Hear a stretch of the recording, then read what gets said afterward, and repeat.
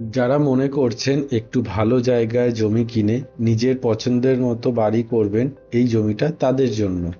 জমিটা মধ্যমগ্রাম এলআইসি রোডে আছে। মধ্যমগ্রাম কালীবাড়ি থেকে ডিস্টেন্স 750 মিটার। জমি থেকে মধ্যমগ্রাম স্টেশনের দূরত্ব 1.2 কিলোমিটার।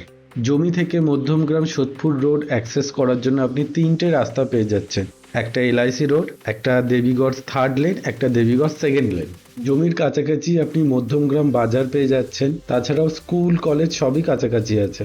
টোটাল জমিটা 1 কাঠা 10 ছটা কর্নার প্লট।